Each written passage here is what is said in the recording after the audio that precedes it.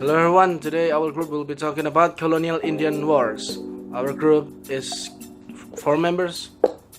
The first one is me, Aditya Darmawan. And second one is me, Tegar Satrio. My name is Muhammad Afrizal Lutfi Prahara. Call me Dafa. Okay, so we will be talking about colonial Indian wars, and there are some parts of that, and each part will be delivered by each person. So now let's get to the point. In 1607, when the first English settlement was established at Jamestown, Virginia, relations were mixed between the new settlers and Polawan tribe. Upon whose hunting grounds they had settled, though there was no initial violence. The settlers built a fort to protect themselves from any Indian attacks. In June, their leader, Captain Newport, left to England to get more supplies for the new settlement. Those who remained, however, were not prepared. Not long after Newport left, the settlers began to die from a variety of diseases, most of which were probably caused by drinking bad water. They were also running short of supplies and were hungry. That first winter, while Captain John Smith was out exploring, he was captured and taken to Wirakomoko, where the Polawan lived.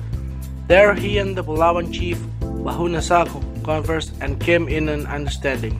Smith was released in the spring of 1608, and the Polawan then began to send gifts of food to help the English. Were it not for the help, the settlement would most likely have failed, as all the English would have died from the disease or starvation. However, the new settlers began to get demanding, feeling as if they could trade fools and Christianity for food. What they failed to understand was that the Polawan way of life barely provided for themselves, much less another entire community. By late 1609, after a drought during the summer, the settlers added pressure on the Indians. The settlers did that to pressure on the Indians to get more food supplies. As a result, Chief Pamalan, tired of the constant English demands for food, officially told his people not to help them. Then the relationship deteriorated between the two people, which resulted in the Powhatan Wars, which could continue off and on until 1646. The period from 1660 to 1675, a time of readjustment in the affairs of the New England colonies, was characterized by widespread excitement and deep concern on the part of the colonies everywhere. The territories from Maine to the frontier of New York and the towns of Long Island all felt the strain of the impending change in their political status. Adding to the distress of the early colonies of the New World was ever-present danger of Indian attacks.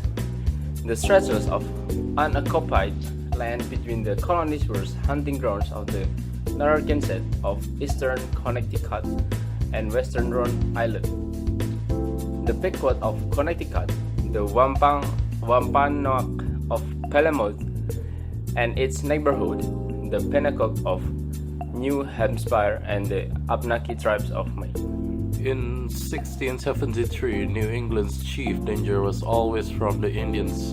Both French and Dutch were believed to be instrumental in inciting Indian warfare, one along the southwestern border to the other at various points in the north, notably in New Hampshire and Maine, but except for occasional Indian forays and forehouse burning scalping in the more remote district. There were only 2 serious wars in the 7th century, that against the Pequot in 1637 and the Great War of King Philip in 1675 to 1676. The Pequot War, which was carried by Connecticut with a few men from Massachusetts and a number of Mohegan allies, ended in the complete overthrow of Pequot Nation in the extermination of nearly all its fighting force.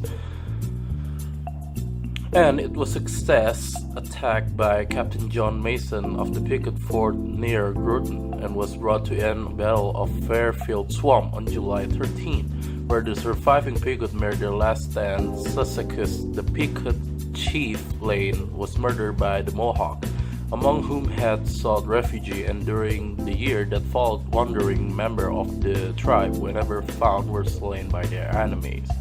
The overthrow of Picot opened to settlement the region from Saybrook to Mystic, and led a treaty in 1638 with the Mohegan Narragansett, according to which harmony was prevailed and peace to reign. Actively allied with the colony of Connecticut and Miantonomo, Sachem Narragansett, which involved Connecticut tortoise of dishonorable policy of attempting Indian in order to rule them. A policy which led to embarrassing negotiation and blood conflict and ended murder of Miantonomo in 1643. So this alliance between Uncas and the colony lasted for more than 40 years. It placed upon Connecticut the burden of supporting a treacherous and grasping Indian chief. It created a great deal of confusion in land titles in the eastern part of the colony because of indiscriminate Indian grants.